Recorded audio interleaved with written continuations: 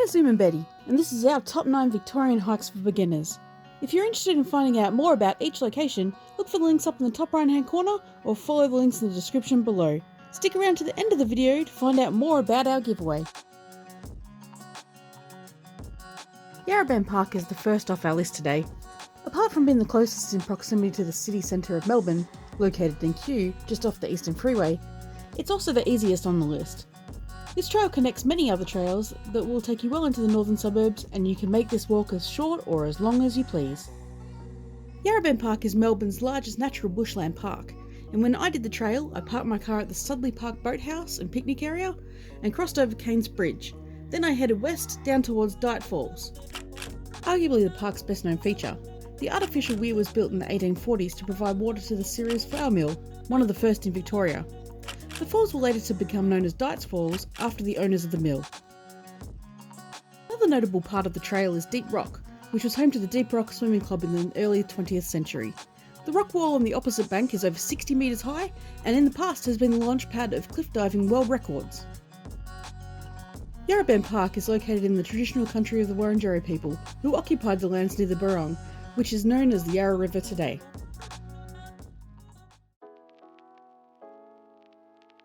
The number 2 spot on our list today, Lysterfield Lake, is located in the outer eastern suburbs of Melbourne, about 35 minutes from the CBD, near the foothills of the Dandenong Ranges.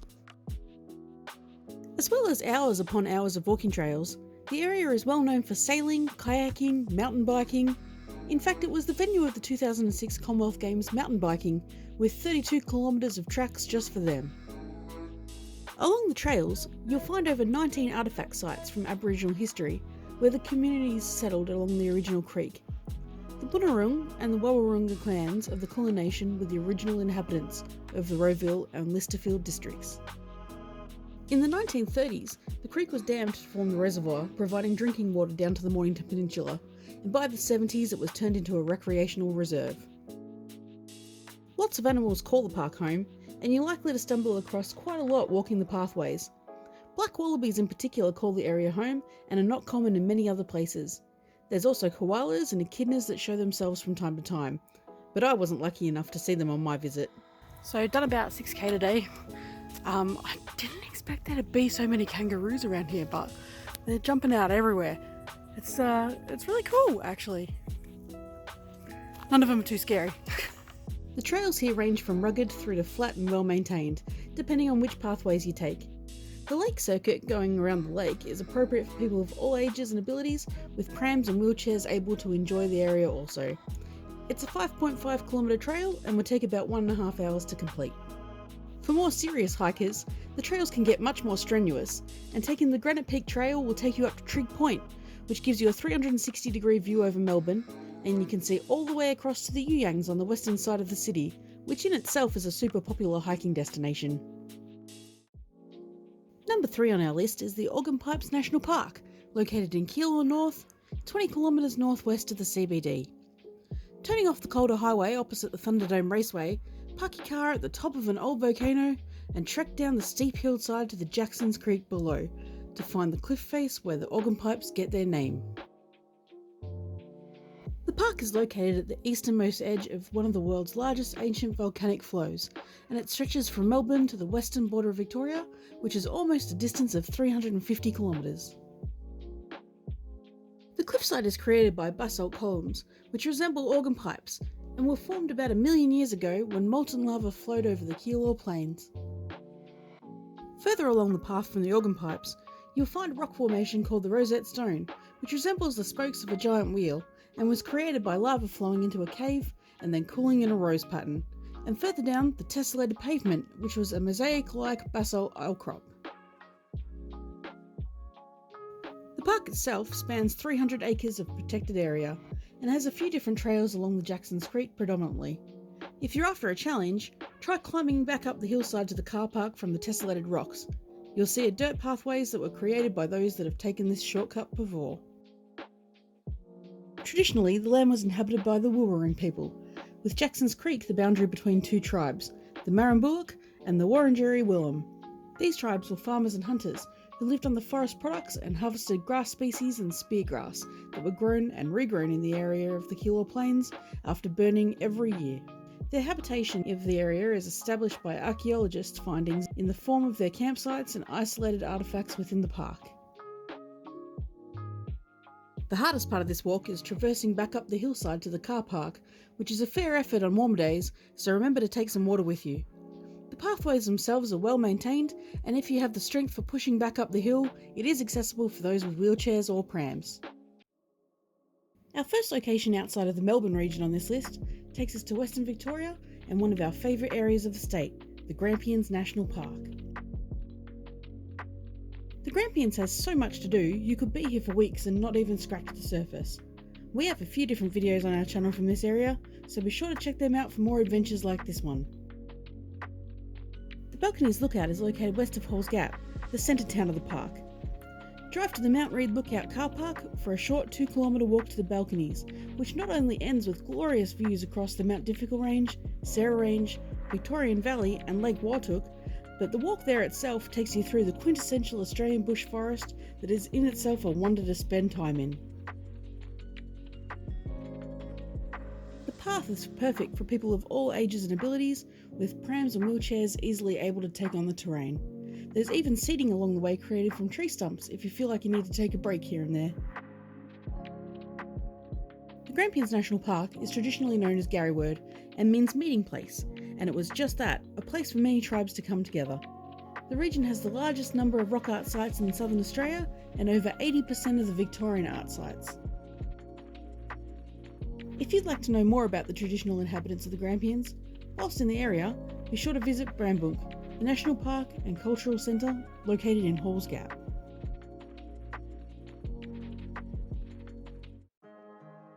The Macedon Ranges are located under an hour northwest of the Melbourne CBD and have many different trails providing for all types of skill levels and abilities.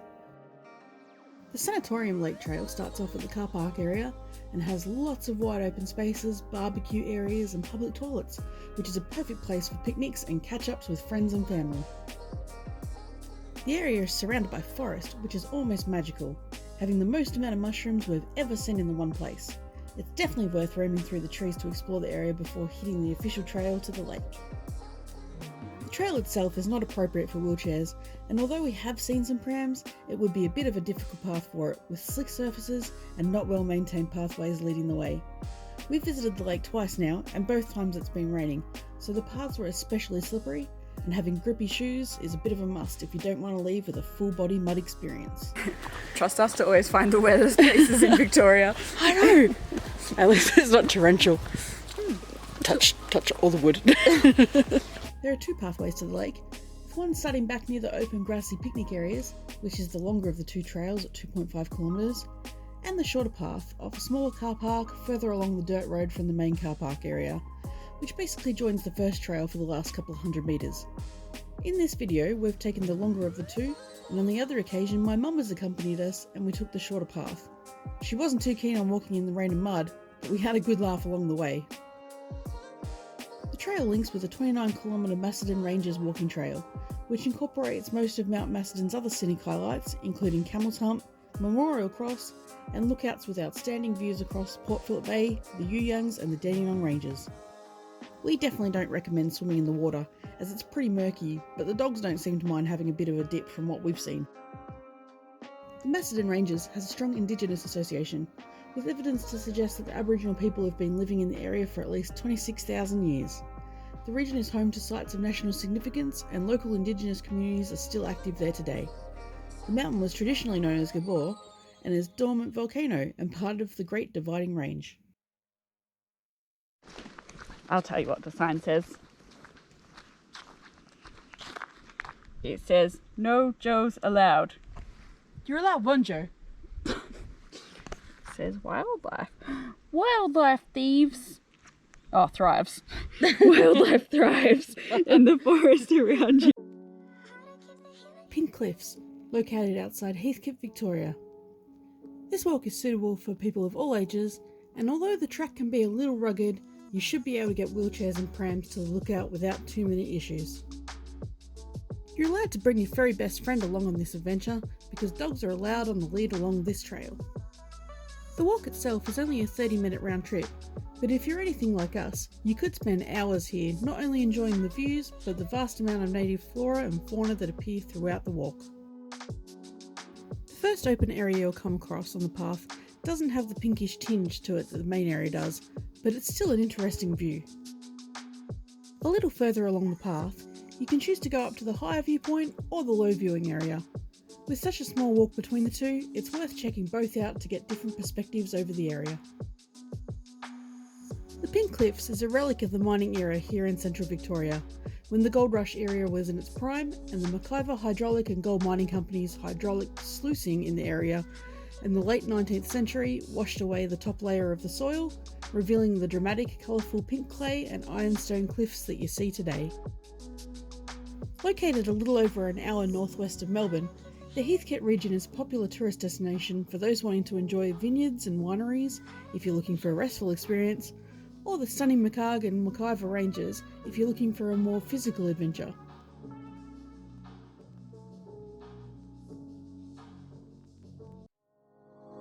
The Venus Baths in the Grampians is a popular waterway which boasts a wide variety of walking tracks and hiking trails. Nestled within the gorgeous Grampians mountain range, Venus Baths is a picturesque area with a small freshwater lake and many unusual rock formations. Hence Venus Baths are considered a naturally formed water park, which offers tranquil oasis as well as many activity options. The baths are located at the end of a short, easy walk from the gate of the Botanical Gardens. The walk is an easy 2.3 kilometre walk and is well signed the whole way. There is a circular route which can take you up one side of the river and return the other side, both starting and ending at about the same point, just off the Halls Gap Caravan Park Reserve.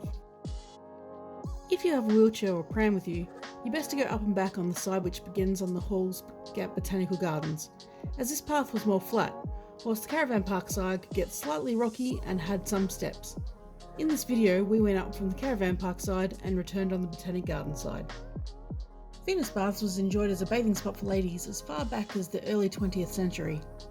The uppermost pool was originally referred to as Venus Bath, and over time the lower pools have been included with the site's name. The baths are flanked by sloping sandstone walls on both sides and is located in a small river gorge.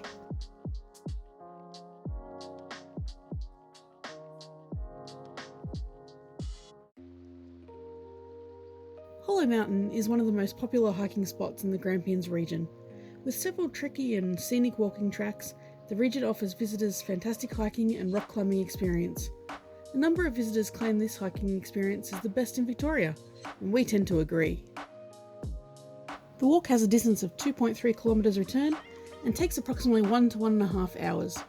The grade is nominated as Level 4, Medium Hard. This trail is located in the northern region of the Grampians, about 40 minutes north of Halls Gap and just south of the regional town of Horsham. Start your walk from the Hollow Mountain car park, which is located just off Mount Zero Road. Follow the signposted track through the pines and eucalypts to the base of the iron-stained cliff. After the steep climb through the fallen boulders and exposed ledges, a short uphill scramble will lead you to the rocky summit, where you can enjoy views over Mount Stapleton and the Wimmera Plains. Facilities on this trail include a large car park and non-flushing toilets. There's not any drinking water available, so be sure to bring your own. Keep your eyes out for the yellow arrows along the trail showing which direction to continue. The trail itself can be a little bit hard to follow if you aren't keeping your eyes out for these, as you climb across rock faces in lieu of standard trail pathways. Be careful to take extra care if it's recently rained prior to your adventure, as the paths can become slippery and require more thought as to how you would tackle different obstacles.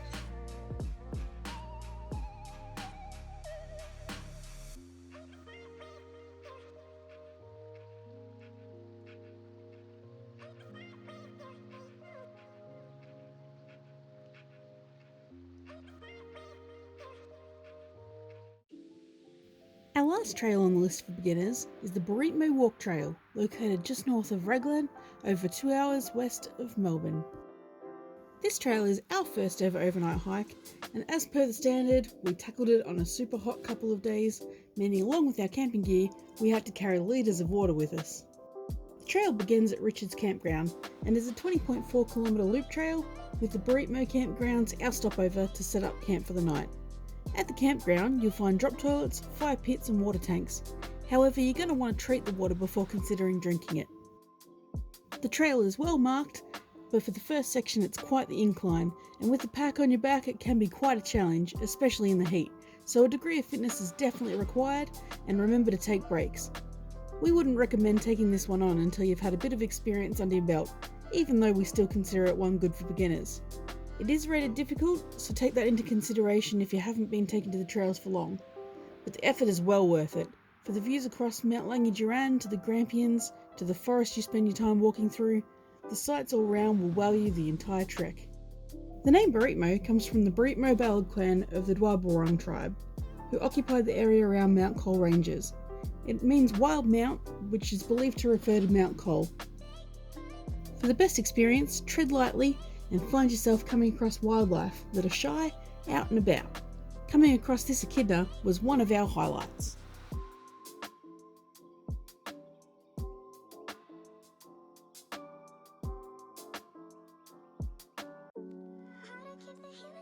We hope you enjoyed our top 9 list of the best beginner hikes in Victoria.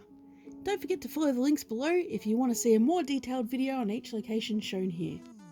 To thank our subscribers, we're running a giveaway of a brand new Top Walks in Victoria book. Experienced travel writer Melanie Ball has hiked every track in this book for walkers of all levels of experience. There are walks for each part of the state, including the renowned Wilson's Promontory Lighthouse Loop and the Salt Lake Circuits in the Mallee region. Most of the tracks can be completed in a few hours, but there are some more difficult multi-day walks for those wanting a bit more of a challenge. For each walk, there's a detailed trail information, a map, and photographs that you're likely to see along the way. All you have to do to win is be a subscriber and comment below how many times in this video you saw Betty's Halloween Mickey backpack. We'll be announcing the winner in the next adventure video on our channel, so be sure to keep an eye out for that. Thanks for joining us, and we'll see you on the next one.